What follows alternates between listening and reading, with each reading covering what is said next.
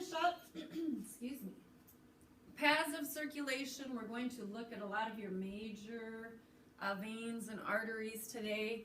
So the body's blood vessels can be divided into pulmonary circuit. So these are the ones, anything that goes to the lungs and back. Pulmonary deals with lungs. Systemic circuit then is anything that goes to the rest of the body and back. So pulmonary, specifically lungs. Systemic, everything but lungs. So if I look in this picture you've seen before, so my pulmonary circuit would be anything that goes to the lungs and comes back from the lungs. And then systemic is going to be everywhere else, including your aorta, your vena cavas, and things like that. So the pulmonary circuit is made up of vessels that come or convey blood from the right ventricle to your pulmonary trunk, into the pulmonary arteries, to the lungs. Alveolar capillaries are the tiny little capillaries that are spread out throughout your lungs. And then the pulmonary veins are going to bring blood back to your heart from the lungs into the left atrium. And pulmonary circuit, that heart paragraph, the pulmonary circuit is part of it. And here it's just showing the part of the heart basically that goes to the lungs and back. This diagram, not so much as the other one. A systemic circuit includes the aorta, all of its branches, because it branches off into everything else. Goes to all your body tissues, and then all of the veins that end up coming back to the right atrium, other than your pulmonary. So when we break these up, we're going to look at arteries, and arteries carry blood away from the heart. The aorta is the body's largest by far artery. Main branches, so the ascending aorta comes up, and then it's going to branch off into your right and left coronary arteries, and those surround your heart muscle. Remember, coronary deals with heart. And then as that aortic arch comes off the top, the main branches, brachiocephalic, goes to arm and head. Common carotid goes through the neck area. And then subclavian arteries are going to sit right under your clavicle. Sub means under, so subclavian is under your clavicle. Descending aorta then drops down, and it gives rise to many small arteries that go through the thoracic wall.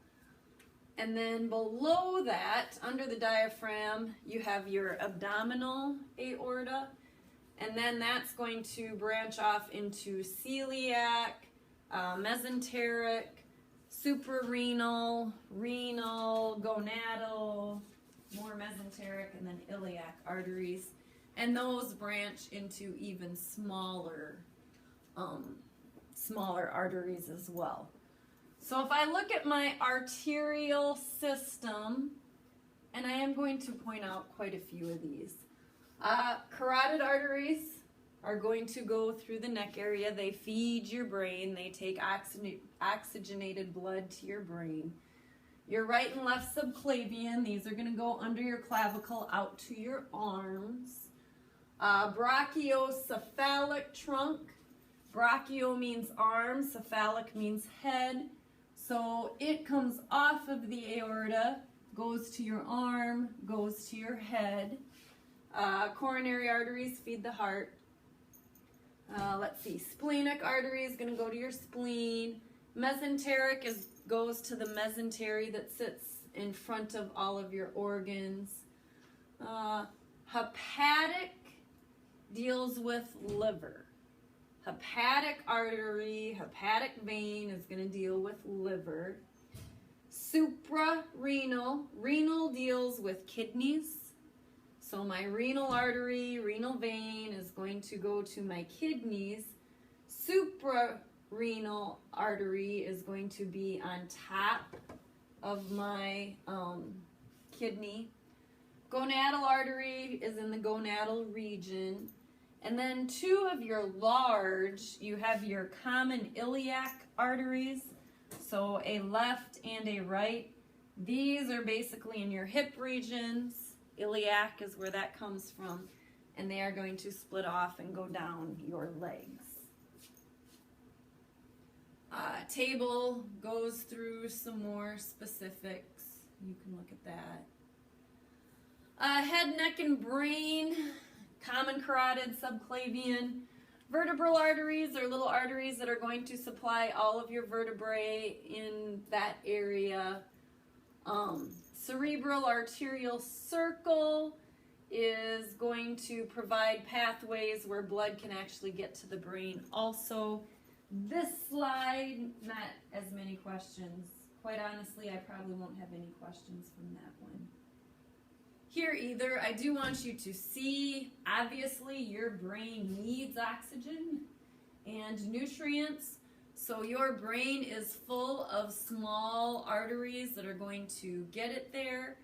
However, I will not have you label these on the test. Big ones here are your external and internal carotid arteries. To be honest, you guys can read through this. There's kind of the diagrams that I like better. Here, looking at the head, so here's a common carotid artery. Look at the size of that, how large it is. And then it is going to branch off into all sorts of smaller branches. And you can see how it goes to different parts. Maxillary, facial. Notice you don't have a ton of large arteries that go through your facial region. Another table. Here are some of the main ones. Radial artery that goes obviously right along your radius, ulnar. Here you can feel that radial pulse in your arm. Up at the top, here's that subclavian that's going to drop down right under your clavicle here. And as it comes down, main branch after that would be brachial that runs down the arm. And then that brachial is what becomes the radial and the ulnar arteries. So those are the main ones there. Abdominal walls, your abdominal area obviously needs to be oxygenated as well. Common iliac is going to supply pelvic area, go down further into the legs. Here again, description, I'd rather show on a picture. So here's probably my favorite diagram, because this has the large arteries that you'll need to see. So it shows my carotids, it shows my subclavian, here's my brachial, radial, ulnar, here's my iliac, so I have a right and a left iliac artery, gonadal, and then as my iliac branches off, it becomes my femoral artery that's going to run down. Popliteal is in the knee area. And then you're going to have your posterior and anterior tibial arteries that run through. So subclavian, brachiocephalic, femoral, iliac, those large arteries, you should know where they're at. And I'll stop there for a moment.